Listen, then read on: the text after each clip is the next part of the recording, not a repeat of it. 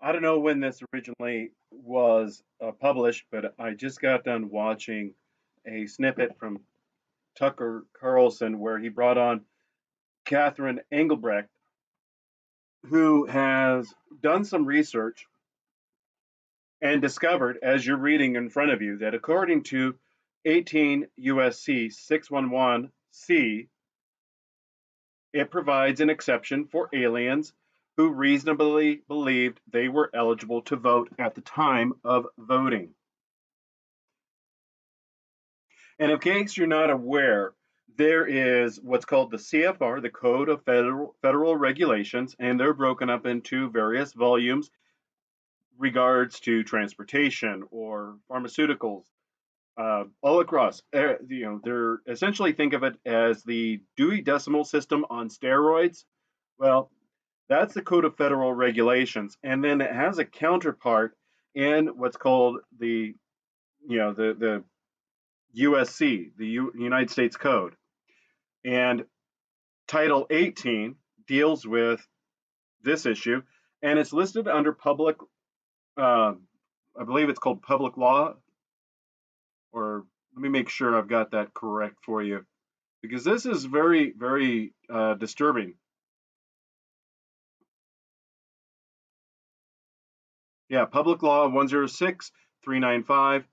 So I pulled it up both with and screenshotted it off of the search and on Grok.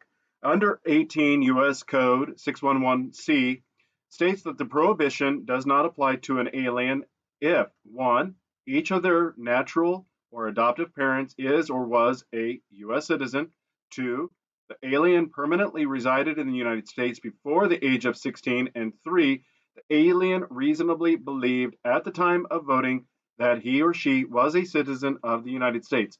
This exception means that a non citizen who meets these specific conditions and genuinely believes, like fairy tale dust or fairy dust or whatever you want to call it, they are a citizen and would not be subject to the penalties outlined in the law. This is absurd.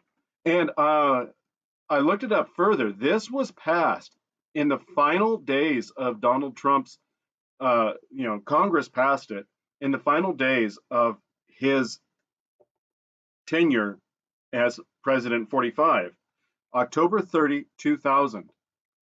And I'm not casting shade, I'm not trying to protect nor make accusations, allegations towards him on this. I'm just letting you know that it is who was in control of Congress at that point in time.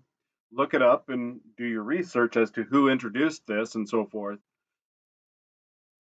This is, we have heard, oh no, illegal aliens can't vote in America. Then we found, oh, that's not exactly true. Certain jurisdictions allow certain provisions. And now we're finding out that when you sprinkle a little bit of BS fairy dust on somebody's perception of reality, they can they can vote without any consequence. I wanted to get this out there. I've got the link to his interview with Ms. Engelbrecht, and she's with an organization that's called True Vote. Is that the name of it?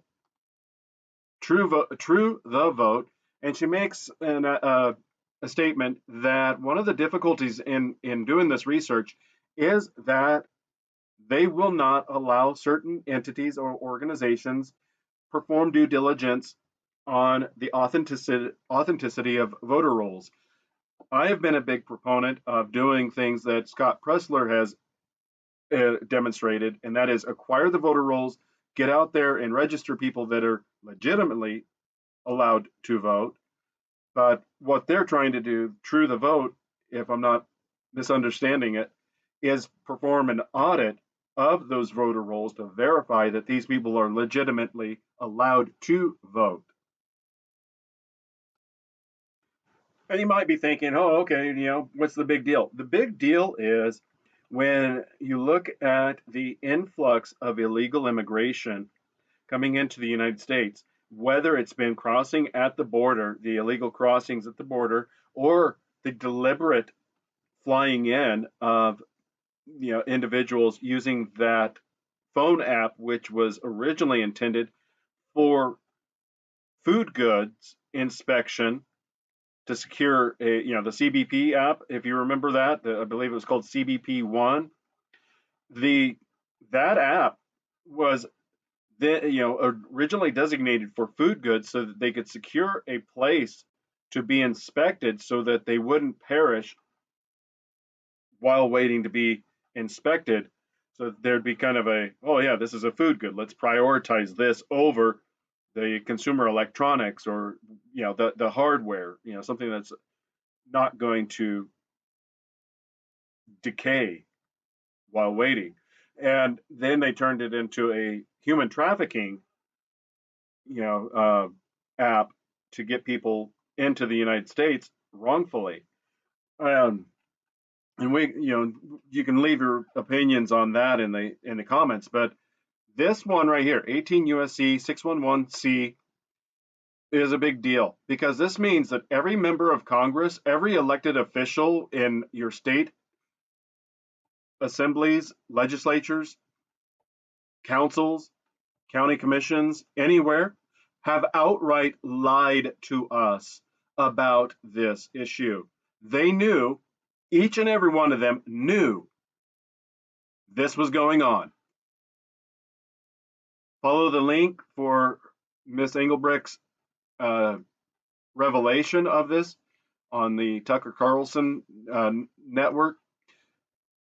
Leave your thoughts and opinions in the comments, but I wanted to get this out and let everybody know about it as I just finished watching this about 8 minutes ago.